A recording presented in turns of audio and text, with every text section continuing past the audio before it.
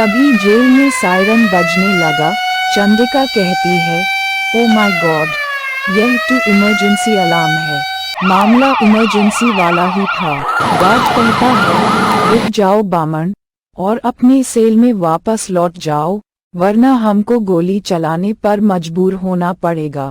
वामन ने उत्तर दिया, मेरी फौज तुमको ये मौका नहीं देगी। गार्ड हंसकर कहता है, इन खिलौनों को तुम फौज कहते हो वामन? खिलौने से खेलते खेलते तुम्हारा दिमाग सचमुच खराब हो गया है वामन। हा हा हा। वामन गुस्से में उत्तर देता है, तुम्हारी बट्टी सीटू मैं अभी झाड़ देता हूँ पुलिसिए। और अगले ही पल नारका जेल में तूफान फट पड़ा। पुलिस वाला चिल्लाया, हे भगवान, यह खिलौने वाली तोप से तो सचमुच के गोले छूट रहे हैं और यह हवाई जहाज कंचे जितने बड़े असली बम गिरा रहे हैं। आश्चर्यचकित सुरक्षा कर्मियों को अपने बचाव तक का मौका नहीं मिला। चंडिका और नताशा के घटनास्थल पर पहुंचने तक मैदान साफ हो चुका था। नताशा बोली, यह तो वही है चंडिका। चंडिका बोली, खिलौने वाला बोना। तभी चंडिका चिल्लाई, बचो नताशा। बोना वामन हंसकर बोला, हाँ हाँ हाँ, तुम दोनों अगर यहाँ पर न आती तो कुछ और दिन जिंदा रह लेती, पर अब मेरी सेना तुमको जिंदा नहीं छोड़ेगी। चंडिका बोली, ये खिलौने अब हम पर हमला कर रहे हैं नताशा। नताशा बोली, तो करने दो, तुम टैंकर को संभालो और मैं प्लेन्स को संभालती हूँ। मूव। चंडिका सोचती है, तोपों से निपटना कोई मुश्किल काम नहीं है।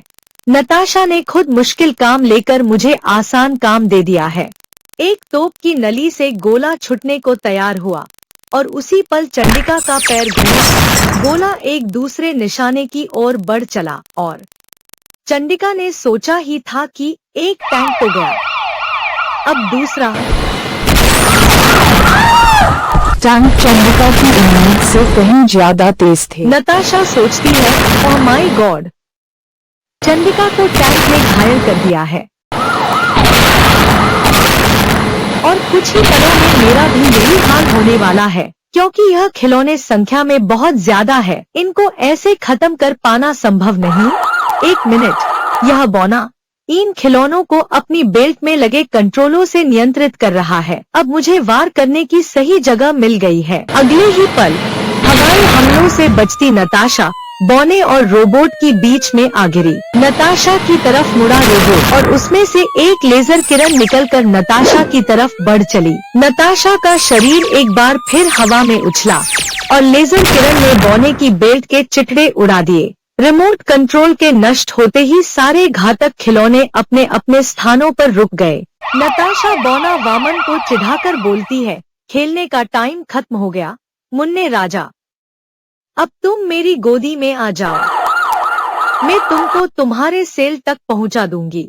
वामन गुस्से में बोलता है, तूने अभी वामन के बारे में सुना नहीं है छोकरी, वरना तू यहाँ रुकने तक का साहस नहीं करती।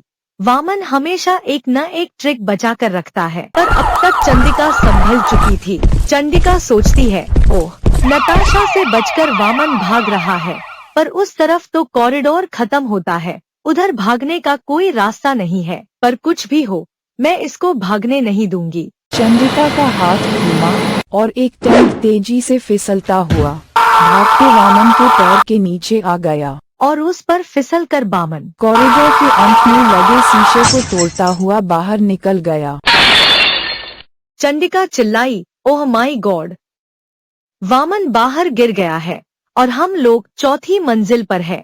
इतनी ऊपर से गिरकर तो इसका राम नाम सत्य हो जाएगा। बाहर झांकते ही चंडिका के चेहरे पर आश्चर्य के भाव उभर आए। चंडिका कहती है, कमाल है, मुझे यह सब देखकर भी यकीन नहीं हो रहा। नताशा पूछती है, क्या हुआ चंडिका? चंडिका बोली, बाहर देखोगी नताशा तो खुद ही समझ जाओगी। वामन बोला, बाय बाय लड़कियों, मैंने कहा था ना कि वामन हमेशा एक न एक ट्रिक बचा कर रखता है। देखते ही देखते तेज गति से उड़ता हुआ वामन आंखों से ओझल हो गया।